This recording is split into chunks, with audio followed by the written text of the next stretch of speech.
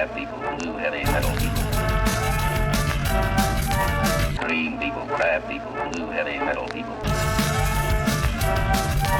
Green people, crab people, blue heavy metal people.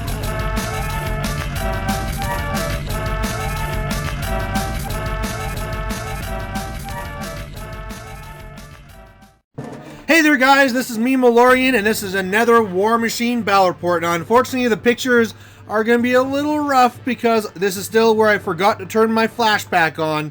So unfortunately I didn't catch this until pretty much now when I'm voicing it over. But in this one here is going to be my Thexus versus Abby2. And this up against Jordan, who definitely does very good with his Legion. So I kind of feel like this is something where I have an advantage that Abby2 does not want to be running into a bunch of tough things.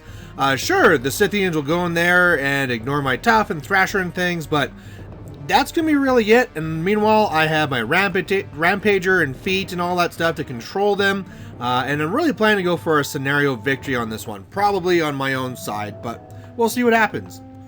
So on my first turn, I'm really just running up, casting Deceleration, and then putting some extra focus on my monstrosities because they keep it now. On his turn, he really kind of moves over here to the left. So I was really happy to see that because, hey, I want to be getting in there and I want to be trying to score in the right zone. And so if he goes to the left zone, that's perfect. Now, keep in mind, though, that Abby2 is really, really fast. And even though it kind of shows him on the left, he can get to the right very quick. So on my turn, what I really want to do is just get into him. I want to try and get a few charges on whatever I can. He has his shepherds up front, so I'll try and kill off those.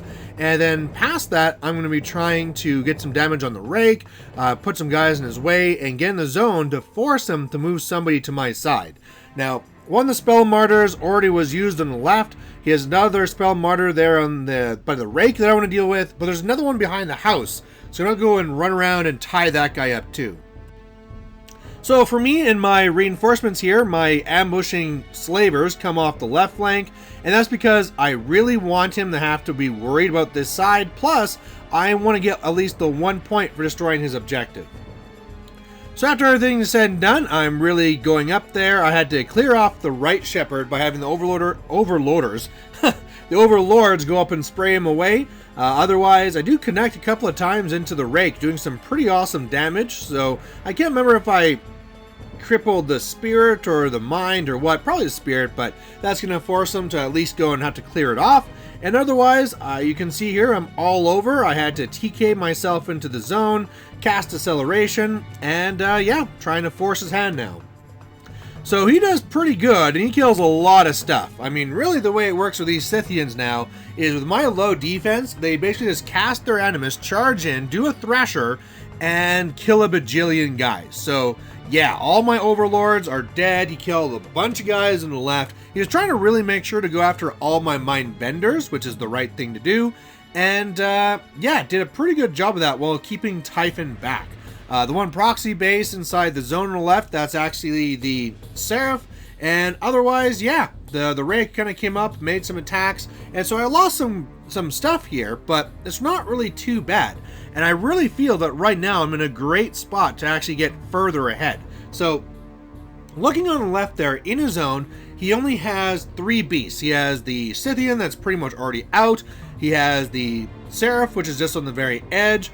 And by the way, the math says that since the 2 inches is a little bit more than the base, if you're on the edge like that, I can get you out of the zone. So that's awesome. It's all about the one Naga there. And so if my, the slavers that ambushed in can kill the Naga, then hopefully the slavers in the middle can charge the objective, destroy the objective, and I can start scoring some pretty good ones. Otherwise, I want to try and kill off the rake, and the Scythian, between having both my wreckers there, should really, really die. But you never know, bad dice happen. But bad dice do not happen. I pretty much come over, and I get to go in feet and take those 2 heavies out of the zone. Move around the Scythian a bit, those in my zone, TK him around. Also, other than that, I just kind of camp, go up there and agitate. My wreckers go in there, and actually just the 1 wrecker goes in there and takes out the Scythian. The right mind benders go and just adrenal flood themselves and smash the 1 rake. On the left side, I started off with some kind of bad rolls, so I was a little bit worried, but I was able to destroy the Naga, and then 2 of the 3 slavers was all I needed to destroy his objective. So that's great. I'm going to dominate my zone, I'm going to destroy the objective and control his zone, and that's going to nab me 3 points. So he's now in a lot of trouble here. The one last Scythian is out of the control range, so who knows, he might frenzy, but yeah, he can't get to me with that anyway, so yeah, he's in a little bit of trouble here.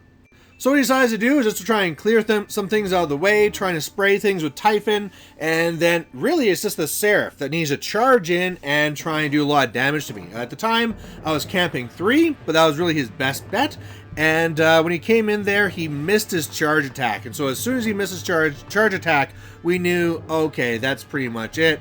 I mean, he rolled the rest of it just to see, but it was only one time he did some real damage. I think he did like 9, so I used 1 focus to make it just 4, and that's really it. And so on his turn, nothing got into the zone, so I'll be dominating to make it 4-0, and then on my turn, I need to do literally nothing, and then it's 6-0. So there you go, a pretty fast game. Still lots of stuff died, but yeah, that's just kind of the way it goes. With this one here, if I have a lot of guys and if I can just kind of do my Thexus thing, right? You think you got a zone locked down and then all of a sudden I just move you out or rampager you away or whatever I need, and it's very, very powerful for this scenario game. In this case here, where I use the Wrecker to actually destroy the one Scythian, this is where I gotta kind of wonder though. My whole idea, where if I want to 3 Wardens and then they could just like be throwing guys and slamming, you know, sure, that's all well and good, but I mean, at times like that where I need to kill something, it makes me wonder if going with the 2 Wreckers are better. Then again, another thing we talked about after the game is about how the Cephalix guys changed, so that before, all of them had sack pawn, but now there's only sack pawn really on the leader and on the agitator, and all the other guys, well, and the agitator too, are stealth. And so guys like Legion that can see through stealth could be a real issue. So, you know, having some Wardens for Shield Guard could be pretty nice. But either way, guys, thanks for watching. A nice quick one here. If you have any thoughts on the game or my list or anything like that, please post it down below. And otherwise, we'll catch you later. Bye. Hey there, if you liked watching this video, please go down and give it a like down below you here. And if you have any concerns or questions or comments, please put those in the comment section as well. You know, the best way for me to give you what you want to see is if you tell me what you like seeing and what you don't like seeing. So otherwise, thanks for watching, and we'll catch you later.